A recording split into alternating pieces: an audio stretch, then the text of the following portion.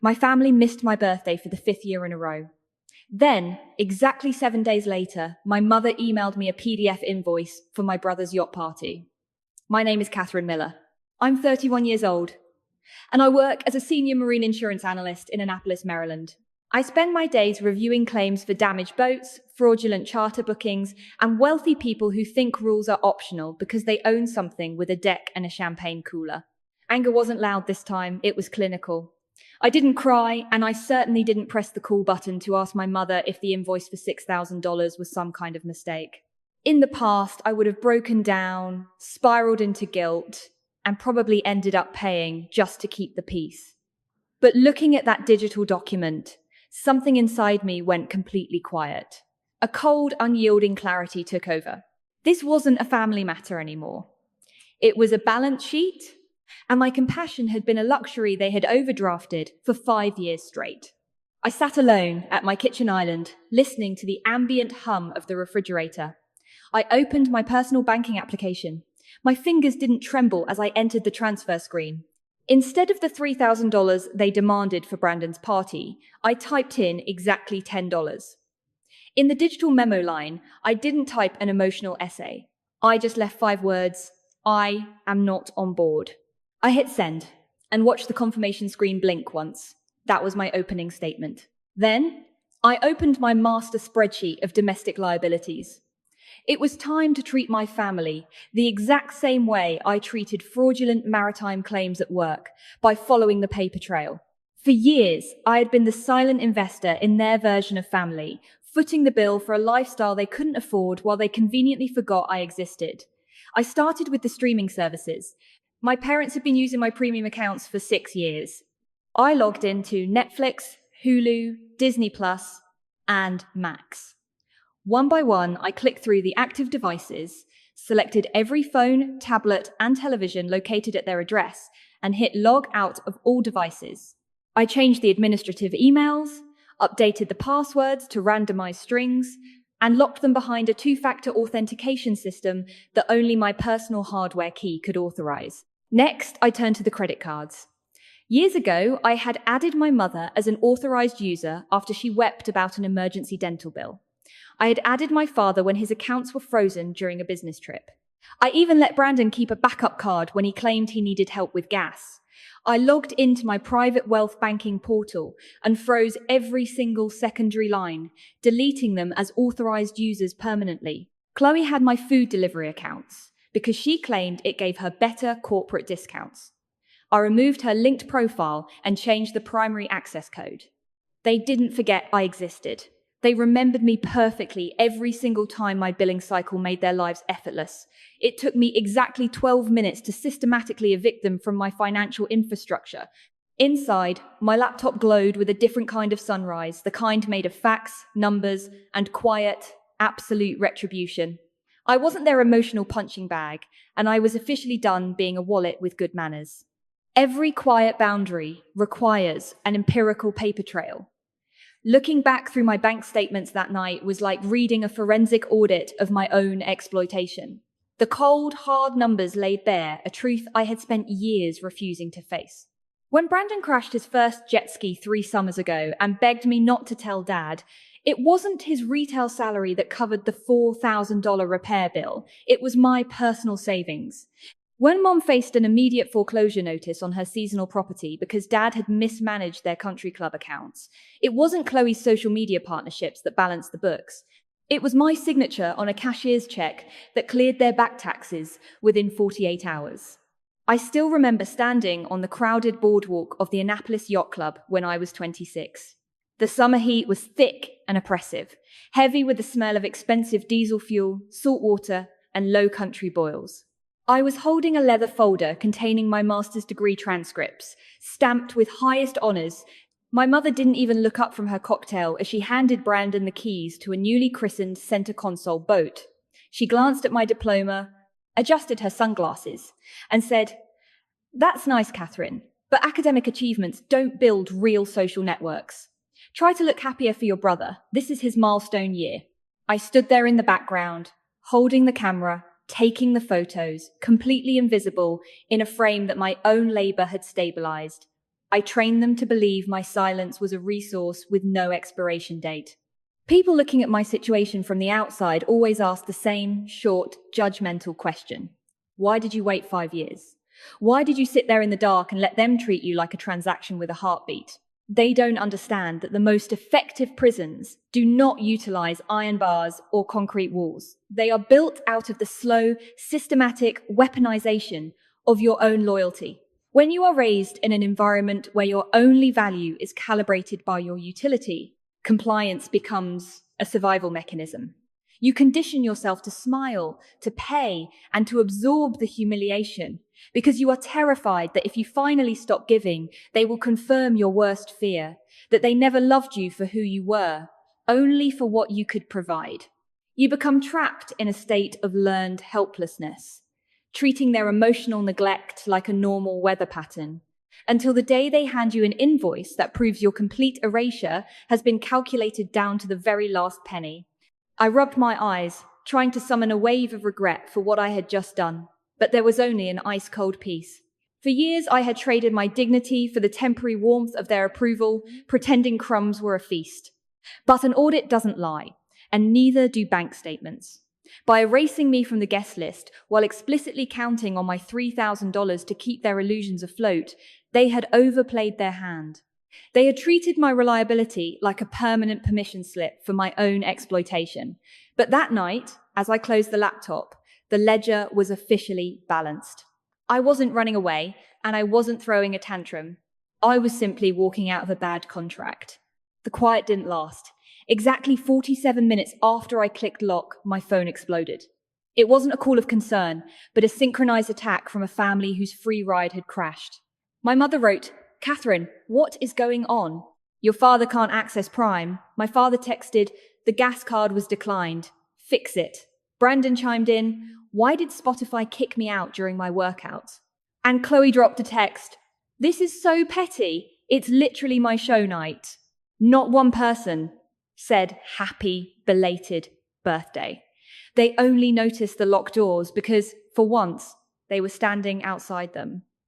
Around midnight, Mom sent a voice message with a tight, fake, soft tone. "Katherine, sweetheart, I don't know what kind of mood you're in, but punishing the family over money is not like you. Brandon's birthday is important. You know how sensitive he is." I replayed it. Sensitive. Brandon was sensitive. I was a utility company. I typed back, "My birthday was important too." Her response was immediate.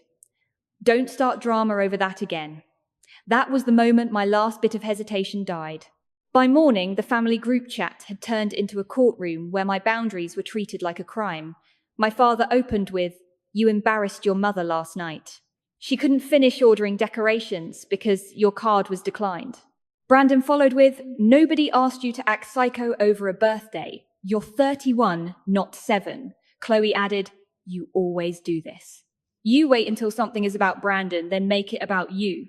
I stared at the screen, stunned by how quickly they found a way to make my boundaries sound like an attack. Then Dad called.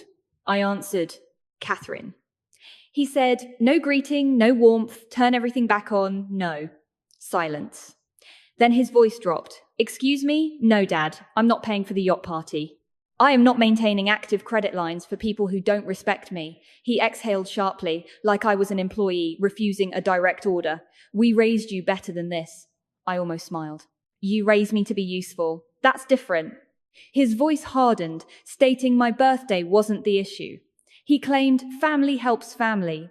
I replied that family also remembers family. When I brought up the bill, he stumbled, claiming it was an oversight.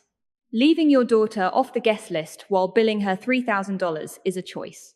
Then Brandon grabbed the phone, or maybe Dad handed it to him because he thought the golden child could charm me back into obedience. "Kat, come on." Brandon said, using the nickname I hated because he only used it when he wanted something. "It's just $3,000. You make good money. Why are you being weird?" "Because I'm not your sponsor." He laughed. "Sponsor? Please. You act like you're some victim. You don't have kids. You don't have a husband. What else are you spending money on?" There it was. The family logic laid bare. Because I was single, my resources were public property. Because I had no children, my time belonged to them. Because I lived quietly and responsibly, they assumed I owed my stability to everyone louder and messier than me. I'm spending it on myself, I said. Try it sometime. Brandon's voice turned ugly. You know what? Keep your stupid $10. I hope you enjoy being alone. Then he hung up. 10 minutes later, my phone buzzed with an urgent banking alert. A massive $5,000 luxury charge had just been attempted on my frozen card.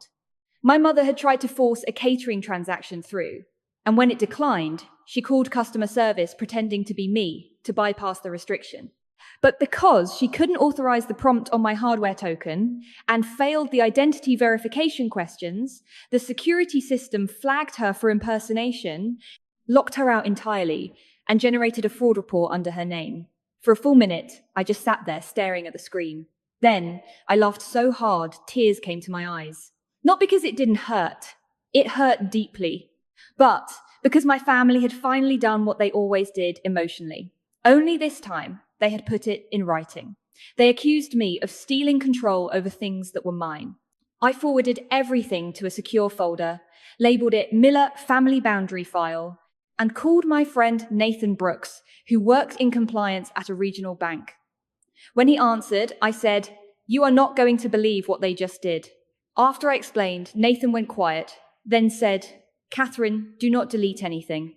Screenshot every message, every alert, every invoice, every login attempt.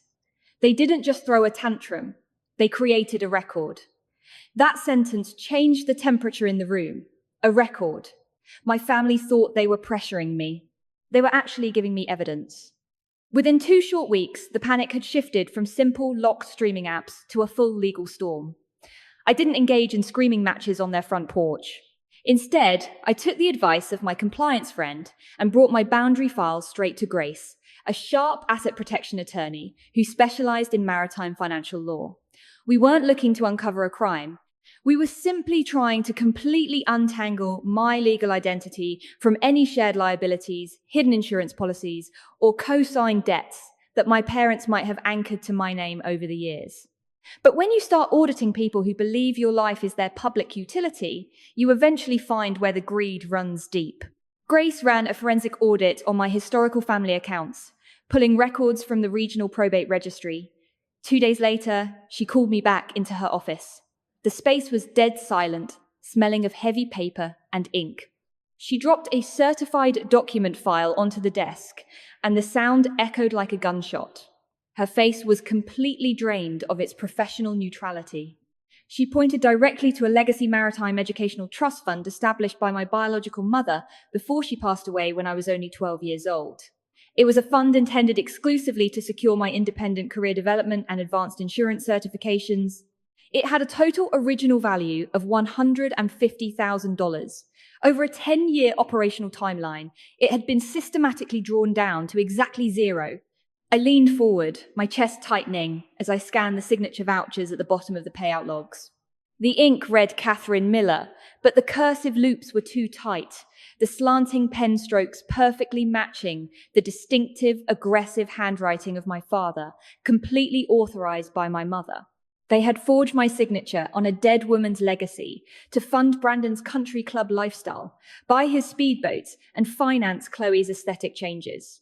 That was the exact moment the final piece of the psychological puzzle fell into place. I finally understood the root cause of their frantic, desperate rage when I locked the digital doors. Their entire lifestyle, the pristine appearances, Brandon's high-end arrogance, Chloe's social media display was an absolute illusion. It was a royal kingdom rented with stolen money from an orphaned child. They needed to treat me like a worthless, invisible burden because their fragile egos could not survive the devastating truth that without my stolen inheritance, they were nothing more than economic parasites. They had to build a fiction of superiority to mask their own deep structural rot. When a family's entire identity is constructed on a foundation of theft, money doesn't enhance their character, it merely buys them a temporary mask to hide their profound internal emptiness. The moment the true owner of the capital stands up and demands an empirical ledger, the mask dissolves, and they are left exposed as white-collar criminals facing an absolute structural collapse. The harbour cafe was alive with the affluent, crowded sounds of the Annapolis waterfront. The clinking of porcelain espresso cups, the low hum of wealthy chatter, and the distant rhythmic overlapping of waves against the pristine hulls of yachts created a curated backdrop of forced harmony. My mother, my father, Brandon, and Chloe were already seated when I arrived, their positioning meticulously staged. Mom wore her pearl earrings and a cream cardigan, her designated uniform whenever she wanted to look wounded, respectable, and entirely impossible to blame. Dad sat beside her with his arms tightly locked across his chest, his jaw set in a rigid expression of paternal discipline, preparing to lecture an insubordinate employee. Brandon was scrolling dismissively on his phone, his sunglasses pushed onto his head, while Chloe had her lips pressed together in a sharp, thin line of irritation. No one stood. No one offered an embrace. No one said happy belated birthday. I sat down slowly and placed the thick royal blue folder directly in the center of the table. Across the front, I had written a single word in bold ink: receipts. My mother began immediately, her voice carrying a practiced, trembling pitch of maternal injury, telling me that my cold, calculated behavior was cruel. She claimed I had humiliated Brandon during his milestone week and forced her to deal with fraud departments over a simple family misunderstanding. I looked directly into her eyes, my expression flat and devoid of any reactive guilt, and told her I wasn't there to participate in her family theatre. I opened the folder and slid the first page across the table. It was the invoice for $6,000. I slid the second page forward, the yacht party guest directory, where my name was explicitly left blank.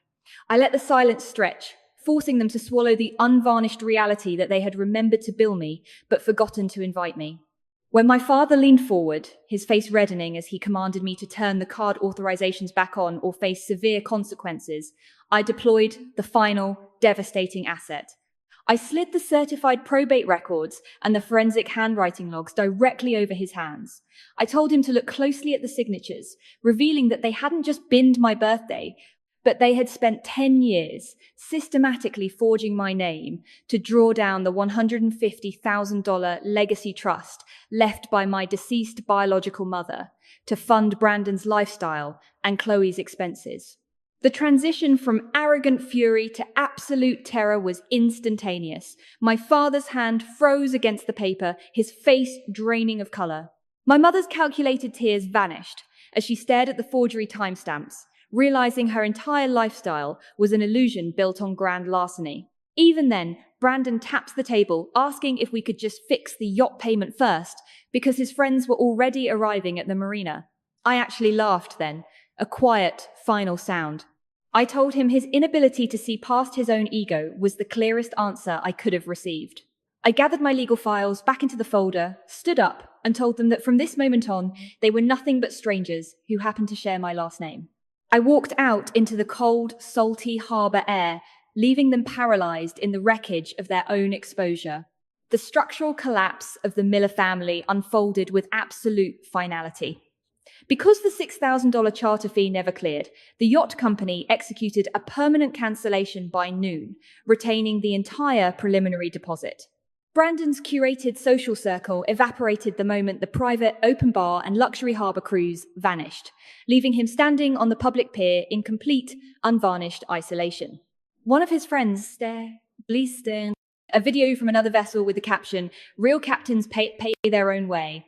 To avoid an immediate criminal trial for grand larceny and identity forgery, my mother and father signed a structured... They were forced to surrender their luxury vehicles, put their suburban home on the market under a forced liquidation, and watch their remaining bank accounts get legally garnished to pay back the full $150,000.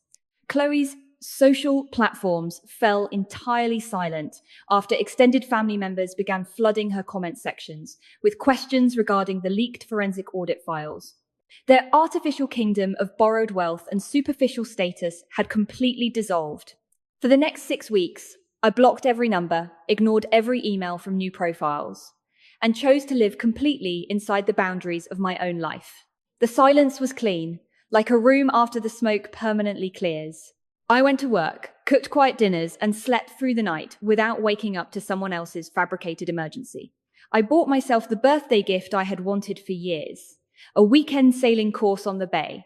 On the second afternoon, as the instructor showed me how to adjust the mainsail against the wind, I looked out across the water and realized a simple, powerful truth. I had spent years waiting for my family to find room for me on their board, but I didn't need their permission when I possessed the exact skills and resilience required to captain my own vessel. Looking back at that painful crossroads, I've come to realize that some people will always love the benefits you provide far more than they will ever love your presence. If you find yourself in a similar situation, trapped in the exhausting cycle of trying to earn love from people who only remember your existence when their billing cycle is due, remember that protecting yourself is not an act of cruelty. Setting an unyielding boundary is simply an act of accounting. Forgiveness isn't always about welcoming toxic people back into your life. Sometimes it is the only way to set yourself free, letting the old, destructive version of your family collapse so that something healthier can finally exist. Don't be afraid of the silence, and stop paying emotional invoices for people who never even put your name on the guest list. Before we get to my final question, drop a comment and let me know where you're listening from and what time it is for you right now. I'd love to know who's part of our community. If you were in my shoes, after being treated like an invisible cash machine by your family for 5 straight years, only to receive a humiliating yacht invoice like that, what would you have done? Would you have stayed quiet to keep the peace, cut them off completely, or sent back a clear message like I did? Leave your honest answer in the comments below. Share this story with anyone who needs the strength to draw their own boundaries, and subscribe so you do not miss our next journey of awakening.